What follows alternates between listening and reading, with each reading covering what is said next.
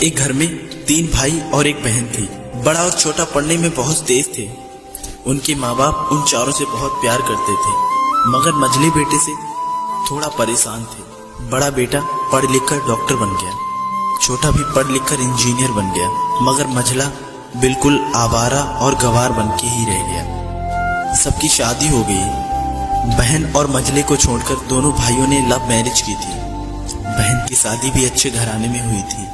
आखिर भाई सब डॉक्टर और इंजीनियर जो थे, अब मझले को कोई लड़की नहीं मिल रही थी। बाप भी परेशान और माँ भी परेशान।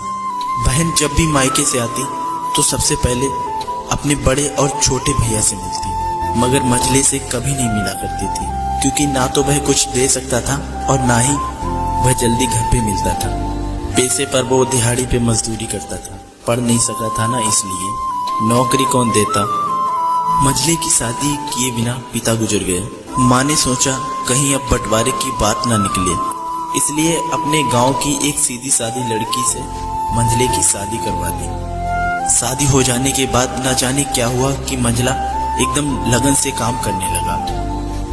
दोस्तों ने कहा, ये चंदू आज अड्डे पर आना। चंदू ने कहा, आज नहीं फिर कभी दोस्त। दोस्तों ने कहा कि शादी के बाद तू जैसे बीवी का गुलाम ही हो गया हो। चंदू बड़े प्यार से बोला, अरे ऐसी बात नहीं है, कल मैं अकेला एक पेट था, अपने रोटी के हिस्से कमा लेता था, अब 2 पेट हैं। घर वाले नालायक कहते थे तो चलता था, मगर मेरी बीवी मुझे नालायक कहे तो मेरी मर्दानगी पर एक भद्दी कालिक है। एक पत्नी के लिए उसका पति एक घमंड और एक उम्मीद होता है। उसके घर वालों ने भी तो मुझ पर भरोसा करके ही अपनी बेटी दी होगी, फिर उनका भरोसा कैसे तोड़ सकता हूँ। कॉलेज में नौकरी की डिग्री मिलती है और ऐसे संस्कार सिर्फ माँ बाप से मिलते हैं। इधर घर पर छोटा और बड़ा भाई और उनकी पत्नियां मिलकर फैसला करती हैं कि जायदाद का बंटवारा हो जाए, क्योंकि हम दोनों लाखों के बराबर कमाते हैं, लेकिन मंझला ना के बराबर कमाता है। ऐसा नहीं होगा। माँ के लाख मना करने के बाद बंटवारे की तारीख तय होती है। बहन भी आ जाती है, लेकिन चंदू है कि काम पे निकलने के लिए ही बाहर आता है। उसके दोनों भाई उसको पकड़कर भीतर लाकर बोलते हैं कि आज तो रुक जा, बंटवारा कर ही लेते हैं। वकील कहता है ऐसा नहीं होता है, साइन करना होता है। फिर चंदू अपने भाइयों से कहता है, तुम लोग बंटवारा करो, जो मेरे हिस्से में हो वो मुझे दे देना, मैं शाम को आकर अपना बड़ा सा अंगूठा चिपका दूंगा पेपर पे। बहन कहती है, अरे बेवकूफ, तू गवार का गवार ही रहेगा, तेरी किस्मत इतनी अच्छी है कि तुझे इतने अच्छे भैया और भाभी मिले। फिर माँ भी बोली कि अरे चंदू आज रुक जा, बंटवारे में 10 बीघा जमीन में दोनों भाई 5-5 बीघा जमीन रख लेते हैं और चंदू को पुश्तैनी घर दे देते हैं। फिर चंदू चिल्लाता है, अरे हमारी छुटकी का हिस्सा कौन सा है।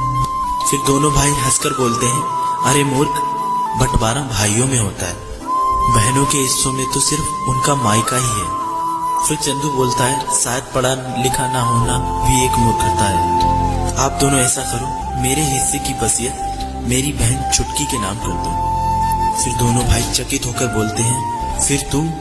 चंदू माँ की ओर देखकर मुस्कुराकर बोलता है, मेरे हिस्से में माँ है। फिर अपनी बीवी की ओर देखकर मुस्कुराकर बोलता है, क्या मैंने गलत कहा? उसकी पत्नी अपनी सास से लिपटकर कहती है, इससे बड़ी वसीयत क्या होगी मेरे लिए कि मुझे माँ जैसी सासू मिली और बाप जैसा ख्याल रखने वाला पति मिला। बस यही शब्द थे जो बंटवारे को सन्नाटे में बदल देते हैं। बहन दौड़कर रोकर अपने गंवार भैया के गले से लगती है और कहती है, मुझे माफ कर दे भैया, क्योंकि मैं समझ ना सकी आपको। चंदू अपनी बहन को बोलता है कि इस घर में तेरा भी उतना ही अधिकार है जितना हम सबका है। मैंने माँ का चुनाव इसलिए किया क्योंकि तुम सब मुझे याद आओ, क्योंकि ये सब वही कोक है जहाँ हम सब लोगों ने 9-9 महीने गुजारे हैं। माँ के साथ साथ तुम्हारी यादों को भी मैं रख रहा हूँ। दोनों भाई दौड़कर मझले से गले रखकर रोते रोते कहते हैं, आज तो सचमुच का बाबा लग रहा है। सबकी पलकों पे पानी ही पानी है। सब एक बार फिर से साथ साथ रहने लगते हैं। दोस्तों, जब लोग अनपढ़ थे तो परिवार एक हुआ करते थे। मैंने टूटे हुए परिवारों में अक्सर पढ़े लिखे लोग ही देखे हैं। दोस्तों ये वीडियो आप लोगों को कैसा लगा हमें कमेंट में जरूर बताइएगा। साथ ही साथ इस वीडियो को लाइक जरूर कीजिएगा और अगर आप हमारे चैनल पर नए आए हैं तो हमारे चैनल को सब्सक्राइब जरूर कीजिएगा।